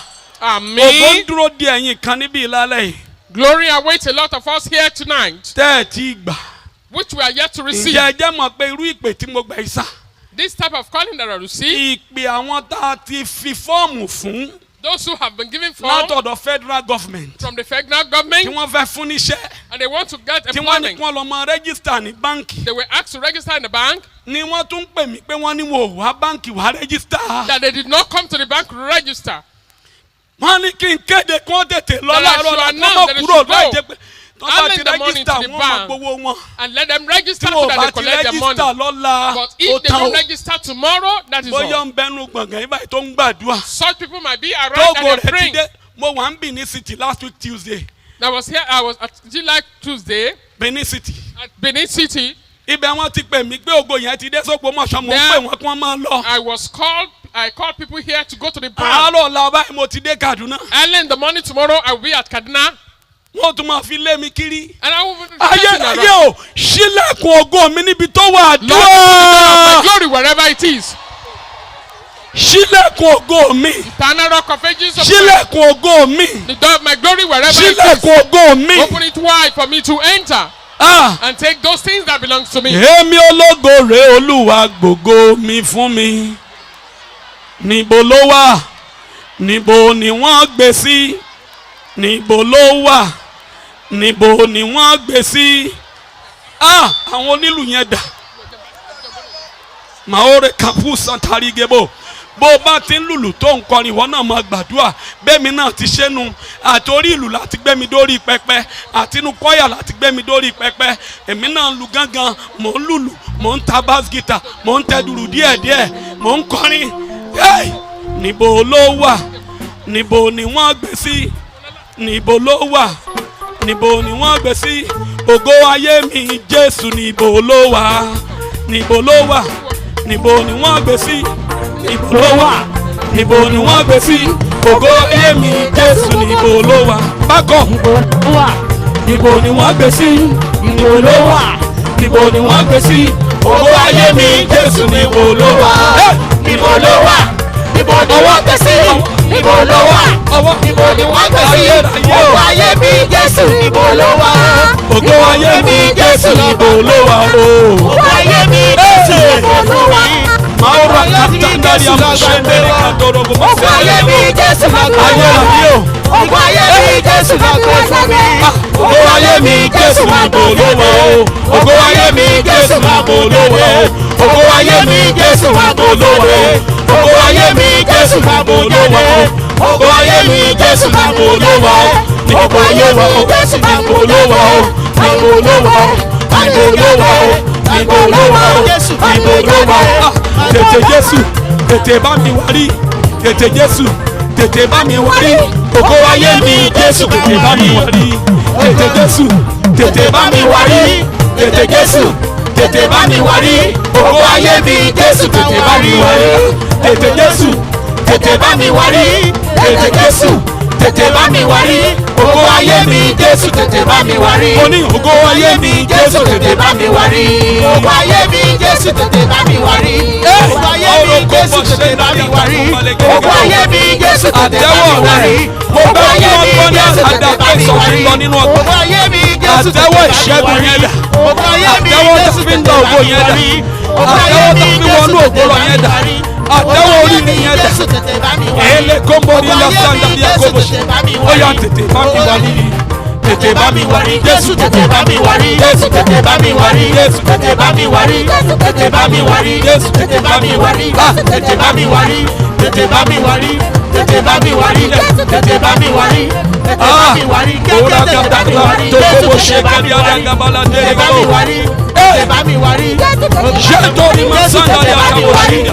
tètè bá mi wárí Ní orúkọ Jésù Kristi Olúwa wa. Tí àmì ńlá mẹ́ta ṣe ìdìdì àdúrà yẹn. àmín àmín lórúkọ Jésù Kristi. Ọjọ́ ti lọ wà yìí o. The time has come. Ẹ jókòó. Let's be seated. Hey! Ayé ò ní rí ọmú. You will not be trapped by the terrestrial Àwọn power. kan ò gbọ̀rọ̀ yìí gbọ́. Some did not Mo believe ní the ayé ò message. ní rí ọmú. Amen. Some did not believe it. You Ó are dá better say káyé amen. mọ́ You rí believe. ọmú jí kí wọ́n mú ọkọ ọmọ wẹ́n tí ó gbà ọ lọ. It's better you are not attacked than you attack and look Sọ pé for ayé ò deliverance. ní rí ọmọ mi mú. The terrestrial power will never attack my Ayé ò children. ní rọ́kọ mi mú. The terrestrial power will never attack Ayé ò ní ráyà mi mú. my husband. They will never attack Torí my wife, my atúnidá children. láyé o. Because the remote people, Tó o bá rí bí ayé bá ń túni dá as àánú you òṣì see, o. the remote people, Tó bá will- mú ọ tún ọ tún ọ dá. you will pity those Hey. too. Ìran Vision. nígbà tí Ábákùkù bá Ọlọ́run sọ̀rọ̀ tán. When Habakkuk talked with God, Ọlọ́run wa ní ìran tí mo fẹ́ fi hàn fún ọ o. the vision I want to reveal to you, Kọ́lẹ̀. write it down. Mo sọ pé nǹkan mẹ́ta ló sọ nípa ìran yẹn. He told him 3 things about the vision. The first thing was, Ohun àkọ́kọ́ ni pé, my reader. The Kọ́lẹ̀. first thing. Habakkuk 2:3.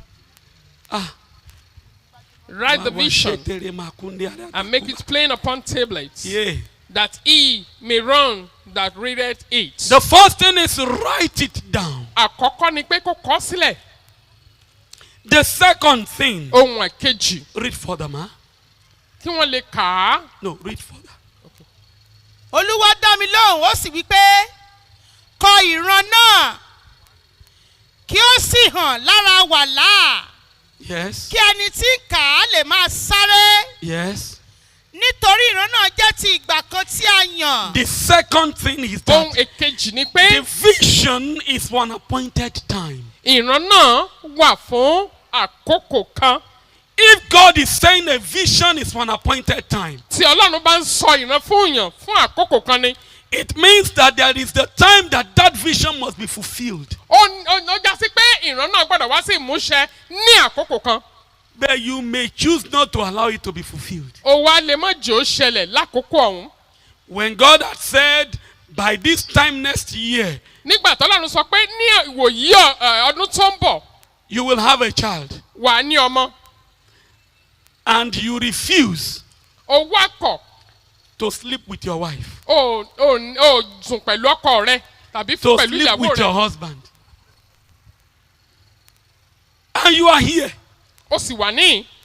and God has said, by this time next year, you are coming with a child. Ọlọ́run sì ṣèlérí fún ọ pé níwòyí ọdún tó ń bọ̀, ó wà síbí pẹ̀lú ọmọ rẹ. You now got home, Ó wá délé, you carry your bag and baggages, ó wá kó gbogbo ẹrù rẹ, you travel to Kano. ó wá lọ sí Kano. You leave your husband here, Ó fọkọ rẹ lẹ̀ níhìn, or you leave your wife here, àbó fìyàwó rẹ lẹ̀ níhìn. and you have nobody to sleep with. Kò sì wá sẹ́ni tí ó sùn tì ọ́. When it's now October next year, Níwòyí ọdún tó ń bọ̀, you now came again for the cruise. ó wá fún irú ìsọjí báyìí. God said this time next year, last year. Pé Olúwa ṣe bí wọ́n ló sọ pé lọ́dún tó ń bọ̀ níwòyí ọdún tó ń Ṣé bọ̀. ẹni tí Ọlọ́run sọ fún pé níwòye àmọ́dún yóò bímọ tí yóò sì sìn tí yóò sùn pẹ̀lú ọkọ àbáyá rẹ̀ bó ló ṣe fẹ́ ṣe. If the Lord told you that you will have a child by this time This next is year, to let you know, èyí ni ó mú kó yí ọ pé for every vision given by God, fún gbogbo ìran tí tọ́lọ́run bá sọ, there is human part to be played èèyàn náà ní ipa tiẹ̀ tí ó kò ń bẹ̀ to allow the vision to be kí fulfilled. ìlérí náà tó wá sí ìmúṣẹ.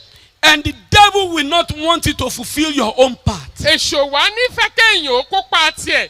He says, give and I will bless you. Ó ní fi fún mi, èmi ó sì bùkún fún ọ. The devil will not want you to give, Èṣù ó wá kọ̀ kò wá ní jó fún. debarring you of the blessing that Jesus said it is more blessed to give than to receive. Yóò kò wá ní jẹ́ kí ìlérí Ọlọ́run wá sí ìmúṣẹ. Gbígbẹ́ ni ó bá fúnrúgbìn, òun ó fúnkún. The devil will not want you to fulfill your own part in Èṣù. order that the vision of God about your life be fulfilled. Èṣù ò ní fẹ́ kó kópa tiẹ̀ nínú ìlérí tí Ọlọ́run ṣe fún ọ tàbí ní ohun tí Ọlọ́run fi hàn ọ́ kí n tọ́lọ́run sọ kó má bàa wá sí ìmúṣẹ. Gbogbo ẹni tí èṣù ti fi ẹ̀bójú bò lójú All those whom Satan has blindfolded, tí kò fẹ́ kí wọ́n rí kí wọ́n sì lè ṣe tí Ọlọ́run ń béèrè lọ́wọ́ wọn. and did not allow them to do what God required of them, Kí ìran tí a sọ ní má bàa so that the ṣẹ. vision would not be fulfilled. Ní orúkọ Jésù Kristi ti In the name of Násárẹ́tì, Jesus Christ mo of ṣí Nazareth. ẹ̀bòjú náà kúrò. Amen. Gbàgbára ìgbọràn. Amen. Gbàgbára ìgbọràn. Amen. Gbàgbára ìgbọràn. Amen. Ó sọ fún Ábúráhámù ẹ̀ Genesis orí So ìkejìlá. Abraham in Genesis chapter 12, Jáde kúrò ní ilẹ̀ bàbá rẹ̀. go out of your fatherland Ká lọ sí ilẹ̀ kan tí and èmi ò go fi to a hàn fún. land I'm going to show you, Tí wọ́n fi fún ìwọ àti àwọn ọmọ rẹ̀. which I'm going to give you and your descendants. Ǹjẹ́ ó dákọ̀ ibi tó mú un lọ? Did he mention any nation to him? Ó jáde kúrò nílùú bàbá He rẹ̀. moved out of his father's Ní ìlú land Húrì. in Huri. Gẹ́gẹ́ bí a ti kà Genesis orí As read in- kọkànléní ọgbọ̀n. In Genesis 12, Bíbélì sọ ní verse 29-30 rẹ̀ wípé bàbá rẹ̀. The Bible attested in verse 29 and 30. Háránì ó fẹ́ mú lọ sí ilẹ̀ Kénáánì. That his father Haran wanted to take him to the land of ṣùgbọ́n Haran. nígbà tí wọ́n dé ilẹ̀ Tẹ́rà bàbá rẹ̀ Tẹ́rà ó fẹ́ mú lọ ilẹ̀ Kénáánì ṣùgbọ́n nígbà tí wọ́n dé ilẹ̀ Háránì bí nǹkan ó tẹ̀dó síbẹ̀ ó sì kú síbẹ̀. The father lived there and he died in that town kò lè where he mú said lọ to. sí ilẹ̀ Kénáánì He mọ́. could not take him to Canaan that God promised. Ọlọ́run wá ní ká lọ máa fi ilẹ̀ kan And fún un. God said, you move out, I'm going to show you a Ibi land tí bàbá rẹ̀ ò lè mú ọdẹ where ọmọbìnrin your kwaya tó ń wò mí father yẹn. cannot lead you tó sì mú kó lérò pé ìrètí pin fún ọ. and you think your hope is agbára ọ̀rọ̀ Ọlọ́run gbé ọ dìde lálẹ́. Amen. wàhálà àgbáyé já. Amen. a ó sìn ọ́ bí ọba. Amen. lórúkọ Olúwa Ọlọ́run àwọn ọmọ ogun oríire orí àpèsè ni. Amen. a bá mú Ábúráhámù lọ. Abraham was taken. Olúwa bá mú rin òró àti ìbí God ilẹ̀ made him to Kénáánì. walk through the cardinal points of the land. Olúwa bá wí fún lójú And God ìran. told him in his dream, lójú kí ló ti wí fún. lójú ìran, ilẹ̀ táwọn ọmọ Ísírẹ́lì wà ní. the land that the Israelites dwelt, ojú ìran Ábúráhámù ti gbà. Abraham saw it in his own vision. ó ní ilẹ̀ tó wà yìí. This land where you díẹ̀ are, àtàwọn ọmọ rẹ ni. it belongs to you and your children. Genesis chapter 15. That is Genesis chapter 15. ó tún sọ fún pé ìyàwó rẹ̀ ó And he lóyún also òbí told mọ́. him this, that is why we give birth. Genesis 17:17. Genesis chapter 17 verse 17. Ábúráhámù ló kọ́kọ́ rẹ́rìn nígbà tọ́lọ́run ní yóò bímọ. Abraham was the first person to laugh when God told kìí him ṣe he's Sarah going ló to kọ́kọ́ have a rẹ́rìn. son, not Sarah. Genesis 17:17. nígbà náà ni Ábúráhámù dojúbolẹ̀ ó sì rẹ́rìn-ín ó sì wí lé ọkọ rẹ̀ pé a ó bímọ fún ẹni 100 ọdún. Maore katondi ya Sáárà kari de tí bo ṣe ní shenda 100 ni ọdún a lè bímọ Amen. bí. Amen. Hey. Kí ni wọ́n sọ fún ọ pé kò lè ṣeé ṣe nínú ọ̀rọ̀ ayé rẹ̀? What is it that you have been told that it's impossible in your life? Ayé ló sọ. It is Ó the lè celestial níláárí. one that's declared that you can never prosper. Ènìyàn ló sọ It pọ́rọ̀ is the rẹ̀ kò language lè já of sí human being rẹ̀. that you cannot succeed. Wòlíì kan sọ ayé It is the rẹ̀ kò prophet lè nítumọ̀. that your life will be meaningless. Kíyèsí Ọlọ́run ò sọ bẹ́ẹ̀. Ó yá. Ayé That ló is the sọ language of pé God. ó lè ní lárí. Wàá níláárí. Ènìyàn ló sọ pé rárá ò Wàá lè ṣe rere láyé. Wàá lẹ́yìn yọ láyé. Wàá tayọ láyé. Wàá rógolo láyé. Kíyèsí Ọlọ́run ò sọ bẹ́ẹ̀. Mo ti jìyà púpọ̀ púpọ̀ òkò tó yé mi. Wípé òun ènìyàn kì í ṣohun Ọlọ́run mi. Bàbá tó dá mi tó dẹ̀ tún fún rere dá mi. Bàbá tó dá mi lénìyàn tí kò ṣe mí lẹ́ranko. Ó àṣẹ kí n kú o láláì rógolo. Ẹni bá ro kúrò mi o ikú àdé tiwọn ayé. Ayé ló sọ pé ó lè ní lárí. Èèmọ̀ ń takúmbà Ènìyàn ló sọ pé rárá ò lè já sí rẹ̀. èèyàn ló sọ bẹ́ẹ̀ ní Wòlíì ló ìṣọ́nà. sọ pé rárá ò lè nítumọ̀.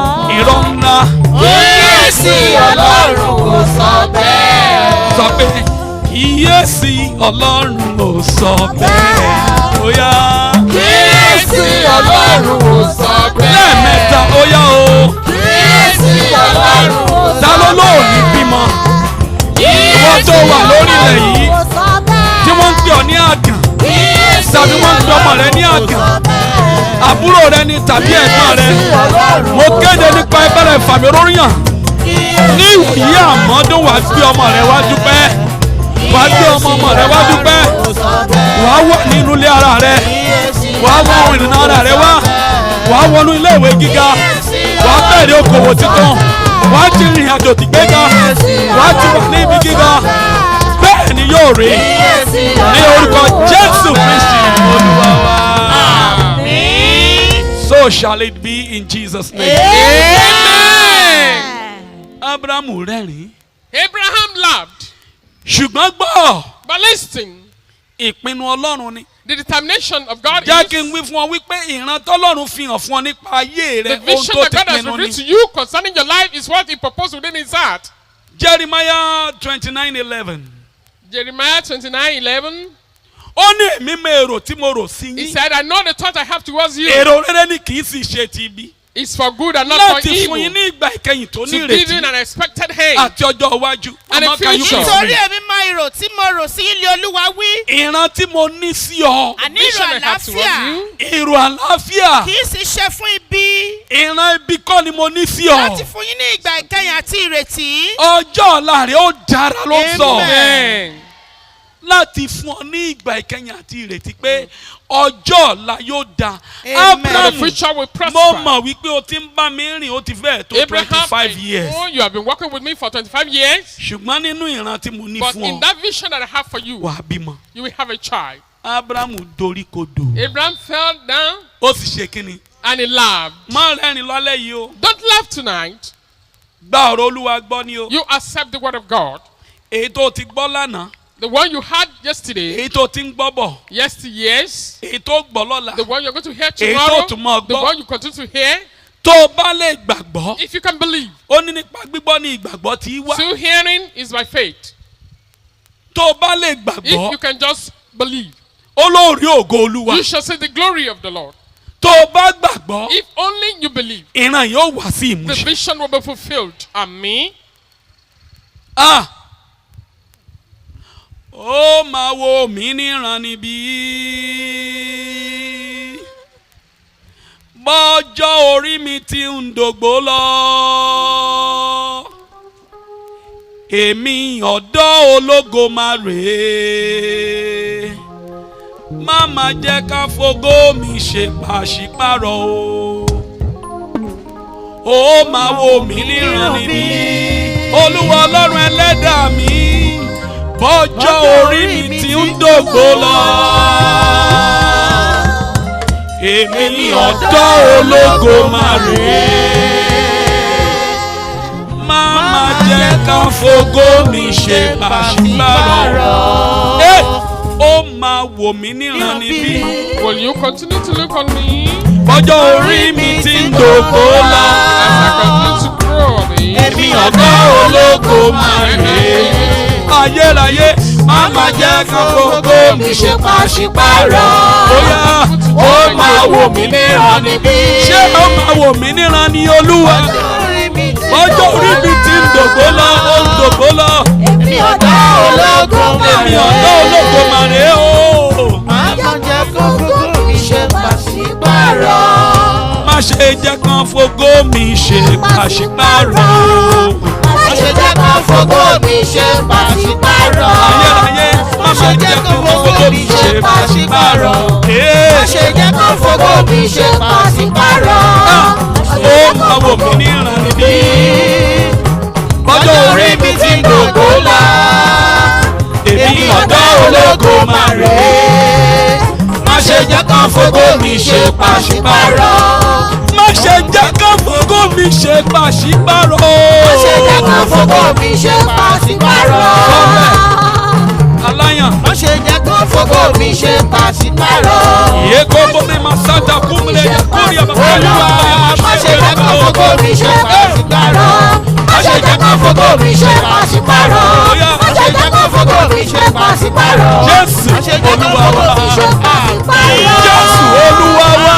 Àmín lórúkọ Jésù. àdúrà tó gbà lórí yẹn bẹ́ẹ̀ nìkan bá dúró láti fi ògo rẹ̀ ṣe pàṣípàrọ̀ àrà ọlọ́run ó san pa. Me? ṣé ẹ mọ̀ wípé ọjà ògo wà bàbá. You know there is market for glory. rèéndà tún That sànkàlì is trading glory. àwọn ìyá ayé àwọn bàbá ayé The wicked wọn a máa rẹ ones ẹ dìde dúró. stand up. bẹ́ẹ̀ nìkan bá bí mo bá kọrin yẹn torí ẹnìkan torí rẹ ni. ó gbọ́ tí mo sọ pé èmi ọ̀dọ́ ológo rè The youth that is full of glory. ọ̀fẹ́ jókòó ìyá ìdìde dúró. Sọ. hey màá wúra takumba ṣe ń delege bò. níbi ọjà ayé In the markets of the world, ọjà òkùnkùn the markets that is full of dark people, wọ́n kó ògo àwọn ọmọ èèyàn they wọ̀. brought the glory of man. ògo kan mo gbé dé yìí o Now this is a glory for sale. kí ló wà mẹ́. What is there? Oh, they view it. ìwé rè This is education. ọlọ́pọlọ rè It's very brilliant. ọlọ́lá rè Honorable. olóyè rè A chief. ọba rè A king. ààrẹ rè This is a precedent. Gómìnà irú eléyìí gan là ń wá. Ilé ibo ni o. Ilé ibi báyìí ni. Ìlú ibo. Àwọn sori burúkú ń bẹ̀. Ẹ bá wa gbà. Èwo lẹ́wàá fi pààrọ̀. Ẹgbẹ́ ti wèrè ń. Ẹ bá gbé. And they will take the one of the mad Lóru one náà wọ́n to parí ẹ̀. replace it. They will conclude everything in the dark. Ìgbà wọn ni ó gbàwẹ̀ kò Well, gbàwẹ̀. darkness, when he was asked to fast, he failed. Ó ń lé boyfriend kiri. Chasing the boyfriend and Ó ń lé girlfriend. girlfriend kiri. Àwọn bàbá ń bẹ lórí òkè, màmá ń bẹ lórí òkè, ìjọ ń And bẹ the lórí parents òkè. are Òun wà lábẹ́ full. boyfriend. But they will be under the boyfriend. Wọ́n pàrògùn ẹ̀gbẹ́. They have changed the Ó glory wá for dẹ́ni life. ẹ̀yìn. And the Lébò backward. Sọ́ńtórí Kamba Ṣándà Lẹ́gẹ̀bọ̀. For Jesus. 1992 ni mo ṣe wáyẹ́kì. In 1992, Mo sì bá méètì mi sọ̀rọ̀ bóyá lánàá kò sígbà tí e pè mí. I wrote WAEC. Ayọ̀ Ọláwuyì ló kọ rẹ̀. A fẹ́ ṣe wáyẹ́kì báyìí. Lọ́ọ̀dì orí dé sí i. Chapel preferred girl. 1992. Bàbá kò ṣe wáyẹ́kì yẹn. He did not write WAEC Tó this fi year. di òní.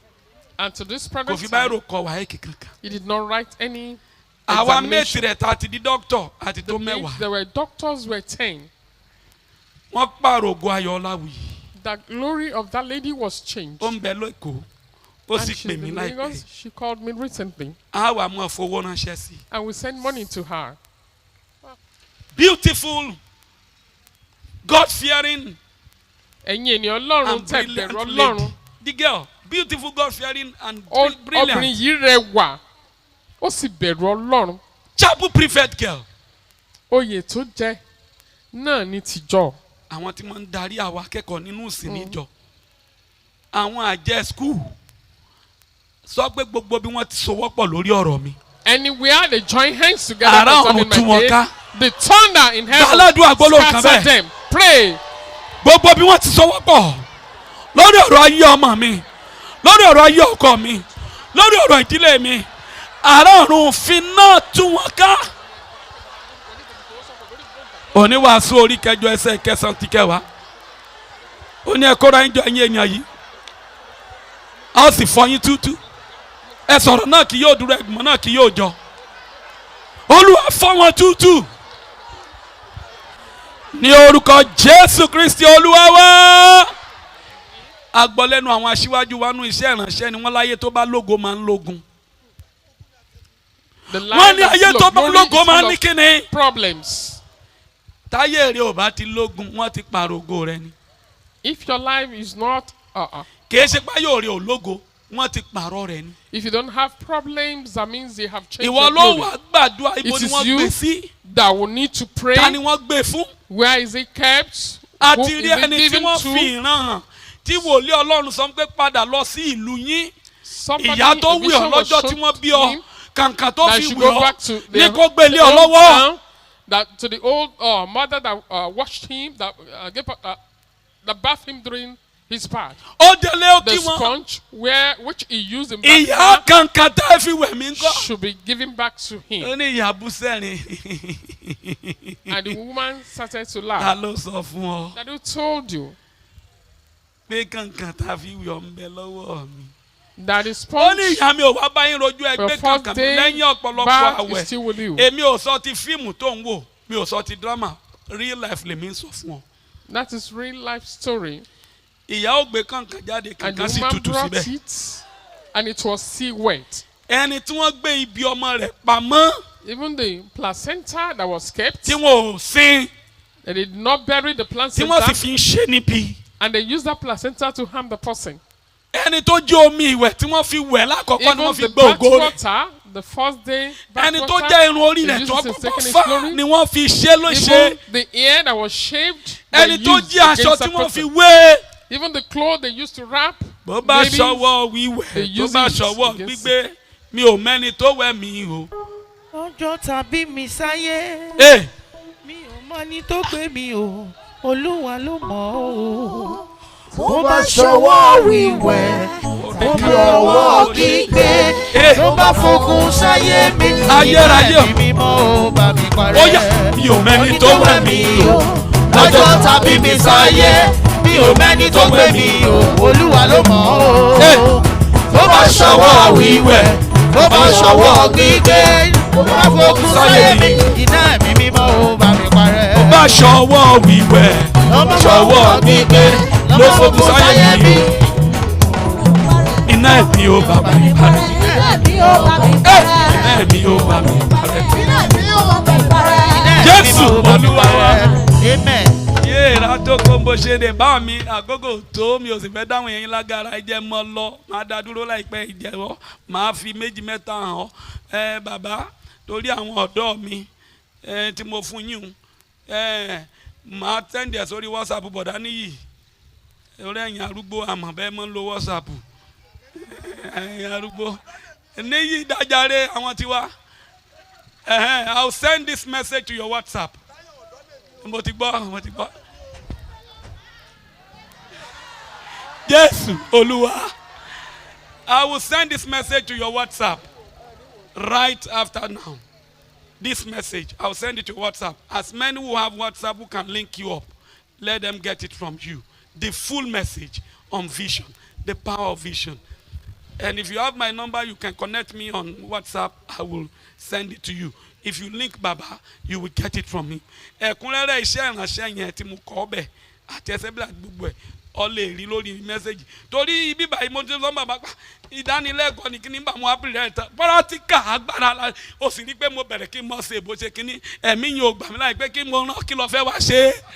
Mo ní ọwọ́ akọ́ àwọn èèyàn ní abídí Greek bí ní. Ẹni ó tẹ̀lé mi, yes I see. Greek lọ sọ sí mi ẹgẹrẹ ń tàn dẹ fọs olùmọ̀ọ́sẹ̀ ń wò mí báyìí àdúpẹ́. Now ẹni ó mú màmá mi lọ sí hospital njọ́ tí wọ́n bí mi. The person that took my mother to the hospital Alaja was an Alaja. Hausa tún ni. An Hausa woman. Dọ́là ni mo respect ìyá wọn gbọ́ Yorùbá ju kí ló dá I lẹ̀. respect that woman. Mo sì fẹ́ràn rẹ̀ Dọ́là. And I loved her. Tó bá jẹ́ ẹni tí ó ṣe mí níbi ni. If she was to harm Ibo me, lògo yìí bá wà. where will this glory be? Nígbà tẹ́ni tó mú màmá mi lọ hospital ò ṣe mí níbi. When she did not harm Táwọn me, tí mo wá tinú ilé wọn jáde nílùú Ìfẹ́ ṣe and mí those níbi. whom I came from, their family wanted to harm me. Tí mo wá wálé lẹ́yìn primary 6. When I came home after primary Ìyá ọ̀nba ní kí n education, gbọ́ omi kí That woman n bomi inú àmù kí n mu. that I should drink water from the pot, Òrí ń bẹ́nu omi náà. that was Mo bá in the bu pot. omi. And I took the water, Ìyá bá ṣe bẹ́ẹ̀ ni pé òrí mi wọlé.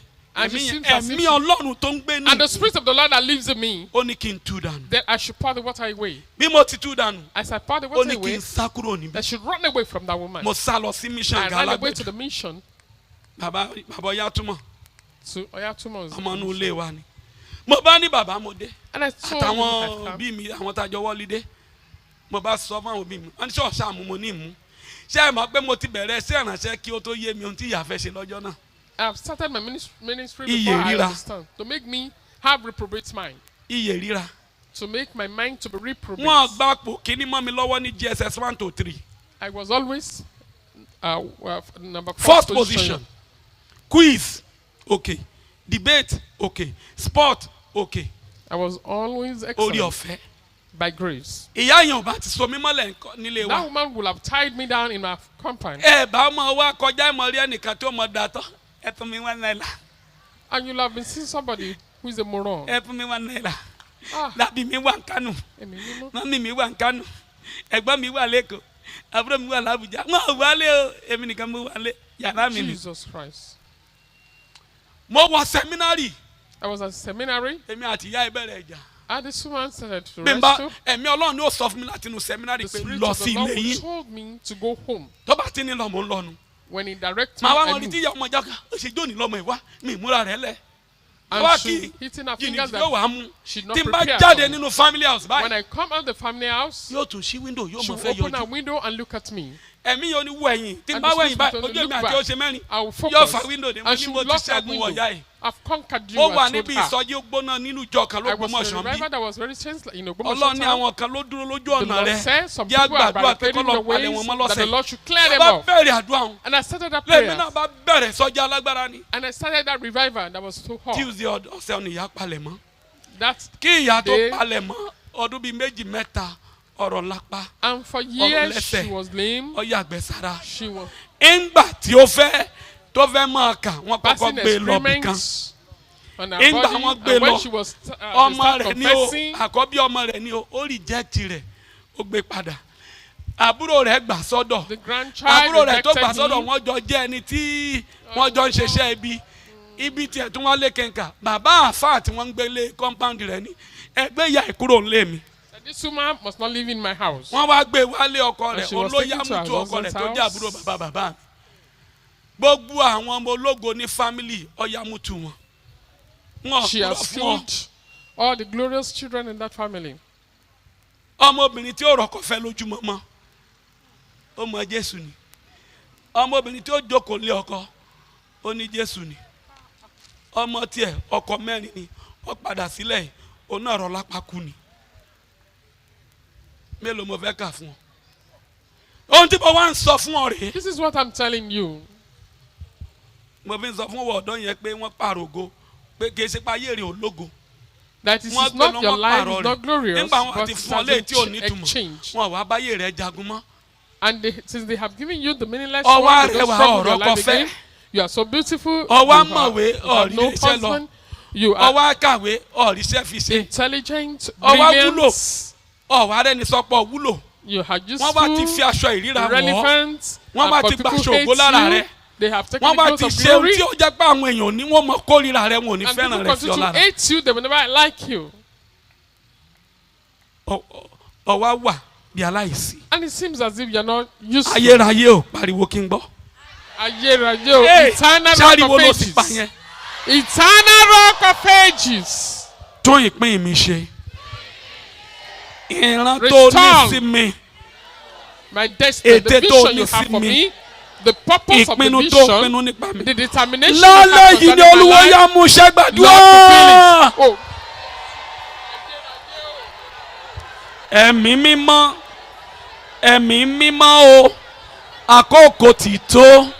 Wá bá mi ṣe. Ẹ̀mí mímọ́. Ẹ̀mí mímọ́ o. Àkókò ti tó. Wá bá mi ṣe. ẹ̀mí mímọ́ ẹ̀mí mímọ́ àkókò ti tó wá bá mi ṣe. Mo ní ẹ̀mí mímọ́. Ẹ̀mí Ọlọ́run. Àkókò ti tó. Wá bá mi ṣe. Ó ti yá o. Ẹ̀mí mímọ́. Ó yá. Ẹ̀mí mímọ́. Àkókò ti tó wá bá mi ṣe. Ẹ̀mí mímọ́. Ẹ̀mí mímọ́. Àkókò ti tó wá bá mi ṣe. Ẹ̀mí mímọ́. Máa gbàdúrà, máa gbàdúrà, máa gbàdúrà. Àkókò ti tó Jẹ́ ìkólọ mi wá bá padà. mi ṣe. Jẹ́ ògo mi padà. Ẹ̀mí mímọ́. Jẹ́ ìpín mi padà. Ẹ̀mí mímọ́. Ìran tó ní fún mi tó wá sí ìmúṣẹ. Wá bá mi ṣe. Ìmúṣẹ ìran ni mo fẹ́. Ẹ̀mí mímọ́. Ìmúṣẹ Ẹ̀mí ìlérí ni mo mímọ́. fẹ́. Àkókò Ìmúṣẹ ti ìlérí tó ni mo fẹ́. wá bá mi ṣe. Ẹ̀mí mímọ́. Ẹ̀mí mímọ́. Ní orúkọ Jésù Kristi Olúwa wa. orúkọ Jésù. Wọ́n ti pẹ́ ní koríta yìí pẹ́ tó wí bẹ́ẹ̀. How will I tarry at this junction? Ọlọ́run máa jẹ̀mú. Lord of covenant. Ọlọ́run máa jẹ̀mú. Ó ti pẹ́ tí mo ti ń wo ohùn rẹ̀. I've been Ó hearing ti the pẹ́ voice tí of mo Lord. ti ń gbóhùn rẹ̀. Rebo sokondari abajede gebo sidi adagabo. Erika tu zadari amayete kemolo maliki asasanderi aba. Olúwa, wọ́n ti pẹ́ ní ìkòríta ìpẹ́ tó. Ọlọ́run má jẹ̀mú. Wo ìgbà tí mo ti ń pè ọ́, tí mo ti ń pè ọ́, tí mo ti ń ké pè ọ́. Ó ti pẹ́ tí mo ti ń béèrè. Olúwa, mú mi kúrò lójú kan náà. Àdúrà. Mú ìlérí ṣẹ. Mú ìránṣẹ́. Já mi gbà lọ́wọ́ agbára tí ò jẹ́ kí ìran ayé mi ṣẹ. Já àwọn ọmọ mi gbà. Mú wa wọnú ìlérí lọ. Bàbá mú lérí rẹ ṣẹ. Ọmọ mú lérí rẹ ṣẹ. Ẹ̀mí mímọ́ mú lérí rẹ ṣẹ. Má jẹ́ káyé béèrè wípé Ọlọ́run mi dá o. Yes. Yes. Ìlérí àṣẹ. Ìlérí àṣẹ. Ìlérí àṣẹ ẹ̀kọ́ fún mi. ìlérí àṣẹ ìlérí àṣẹ, ìlérí àṣẹ, ìlérí àṣẹ, ọmọ Ọlọ́run. Bí wọn kò bá bẹ̀rù, bí wọn kò bá fòyà, tó bá gba Jésù gbọ́, ìlérí àṣẹ, ìlérí àṣẹ, ìlérí àṣẹ, mo gbàgbọ́ ìlérí àṣẹ, ó dájú ìlérí àṣẹ, ìran náà ò ṣẹ ọmọ Ọlọ́run. ayérayé o. Bí wọn kò bá bẹ̀rù, yé wọn kò ọkọ bá sàdénélé fòyà, aláṣẹnélé. tó bá gba Jésù gbọ́, ìlérí àṣẹ, ìlérí àṣẹ ìlérí àṣẹ ó yá ìlérí àṣẹ sọ pé ìlérí àṣẹ, mo ní ìlérí àṣẹ ó dájú ìlérí àṣẹ, ìran yìí àṣẹ o ìlérí àṣẹ ó ní ìran yìí àṣẹ o ìlérí àṣẹ, ìran yìí àṣẹ ó yá ìlérí àṣẹ, ó ní ìran yìí àṣẹ ìlérí àṣẹ. ní orúkọ Jésù Kristi Olúwa wa. Àmín. má jókòó kí n parí ẹ̀ka wá gbàdúrà ká kúrò. ó sọ nǹkan mẹ́ta ó He ní said ìran three náà things. kọ sílẹ̀ That the vision ó write ní it down ẹ̀ẹ̀kejì ó wà fún ìgbà kan. is for appointed time. mọ́mì kí ló parí ẹ̀ ibẹ̀ lá parí ẹ̀ sí. Concern it off. ìgbà kan tí a yàn yes ó yá though it tarries though it lingers it will surely come to pass ó yá mà Ó lè pẹ́ ṣùgbọ́n yóò wá sí ó ìmúṣẹ. yá ó wà fún ìran náà jẹ́ ti ìgbà kan tí a yàn. yes. yóò máa yára sí ìgbẹ̀yìn. wá gbọ́ o ọlọ́run máa ń move ìran tọ́lọ́run bá fún wa ó máa ń move pẹ̀lú ẹ̀mí ni It kò works sì sí in ẹni tó lè spirits. sáré tú ẹ̀mí. And no one can be faster than tó the rí spirits. ó lè ní ọdún méje ló tó ṣẹ It might be nítorí fulfilled in pé 7 ẹ̀mí times. mímọ́ fasting rẹ̀ ó move pẹ̀lú rẹ̀ ló ṣe Because- jọ́dún méje yẹn bóyá ìbá jẹ́ 70 years. Because Holy Spirit has fastened it. It's ó not ní ó come ń to yára pass. ìran tọ́lọ́run ní fún ayé It's wa quicker. ìran tó ń yára ni It's a quicker ìran ọlọ́run vision. kì í lọ́ra. It will never be sluggish. The reason is Ìdí nìyí. the power to bring it to fulfilment instanta Agbára tí ó mú ṣẹ ní kíákíá ní wàrà is already there. What? Jésù Ọlọ́run Christ làjíǹde àti said ìyè. he is the death and resurrection. Obìnrin yẹn ni mo mọ Is the tó life bá and jọdún resurrection. àjíǹde àbúrò mi ó jí He dìde. said, I know that in the resurrection day my brother will resurrect. He said, Jésù wá no. ní pé He said, no. èmi àjíǹde àti I ìyè mo wà and mí. the life and the resurrection. Kí wá lóde tó yẹ kó wá tún fẹ́ di ọjọ́ Why àjíǹde. will he that it will postpone to the Tí n resurrection bá day? fẹ́ gbé dìde nísìnyí If I want to raise him up, lọ́ọ̀yà tí ó pè mí lẹ́jọ́ dà. who will accuse me? Tọ́lọ̀ ń bá lóun ṣetán láti fún ọ If the lóhun Lord ọ̀tún said he's ó ready ṣe to ohun give you ọ̀tún new things, ó ṣe ògùn to ọ̀tún perform new ó things, dá to ọ láre glory, yes, ó to tú ọ justify sílẹ̀ you, ó to fún ọ deliver lọ́mọ you, to ó give fún you ọ nílé children, to ó give you fún ọ house, nílẹ̀ to give you ó fún ọ land, lọ́kọ to give you ó fún ọ husband, láya to make ta ni you òbí wives. léèrè Who will query him? kábíyèsí No majesty. unquestionable Unquestionable God God. ó wá ní ìran